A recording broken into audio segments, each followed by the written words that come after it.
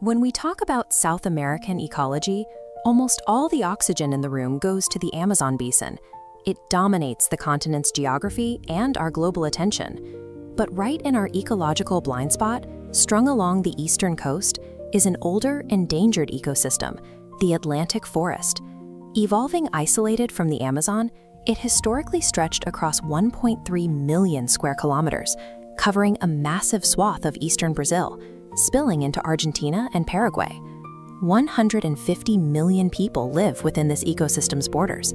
It wraps around megacities like Rio de Janeiro and Sao Paulo, providing the literal life support for a third of South America's population. The people living here rely entirely on the forest's ecosystem services. The natural water regulation provided by this biome keeps the lights on, feeding the hydropower infrastructure that generates 70% of Brazil's gross domestic product. The Atlantic forest functions as the foundational biological engine for South America's largest economies.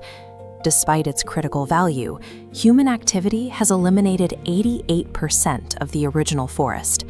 Centuries of predatory logging hollowed out the old-growth trees, and a relentless agricultural expansion into cattle ranching, soy, and sugarcane devoured the land. This centuries-long land rush altered the very geometry of the ecosystem. The Atlantic forest effectively ceased to be a continuous biome. What survives is a shattered mosaic. The remaining original cover has been carved up into tiny fragments, scattered across the landscape like broken glass, with most patches severely restricted in size. For the animals living here, the danger is now geographic. It is the fatal isolation of these surviving fragments. You have to understand the density of life trapped inside these fragments. We are talking about 20,000 distinct plant species and over 1,000 species of birds. Take the jaguar. In ecology, we call them an umbrella species because protecting them naturally protects everything underneath them. A single healthy jaguar requires 10,000 hectares of connected forest just to hunt and survive. When you shatter a forest, you actively starve apex predators. Invisible human boundaries of highways and soy fields cut off their hunting grounds and prevent them from finding mates, creating an immediate genetic bottleneck. Smaller species face an even tighter squeeze.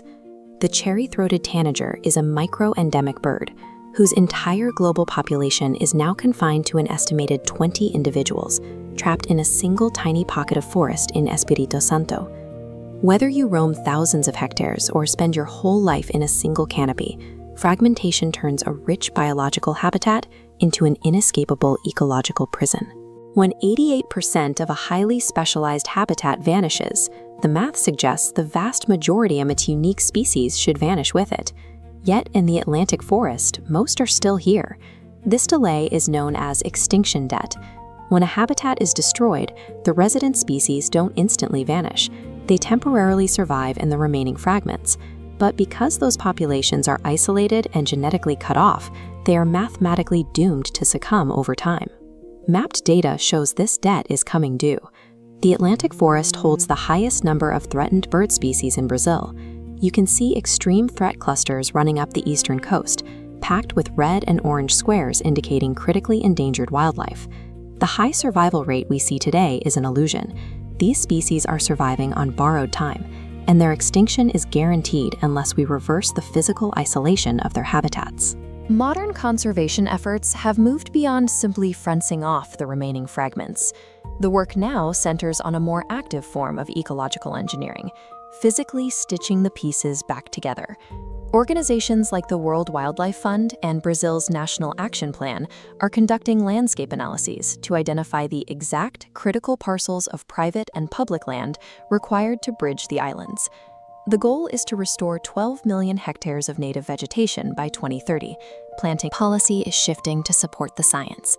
Paraguay, which holds a critical piece of the biome, enacted a strict zero deforestation law that drastically curbed the loss of native cover.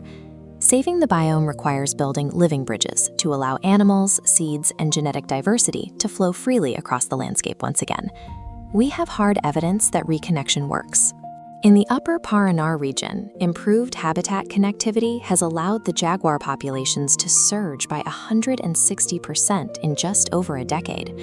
But the ultimate proof is the Alagoas carasso. Its habitat was so thoroughly wiped out, the bird was officially classified as extinct in the wild. It was saved from total erasure by a coordinated captive breeding program that managed to keep roughly 250 individuals alive in aviaries. Today, conservationists are carrying cages into newly reconnected zones of the forest, opening the doors and letting captive-bred birds step back into their ancestral home. The Atlantic forest proves that an ecosystem pushed to the absolute brink can recover, but only if we actively rebuild the bridges we burned before the extinction debt finally comes due.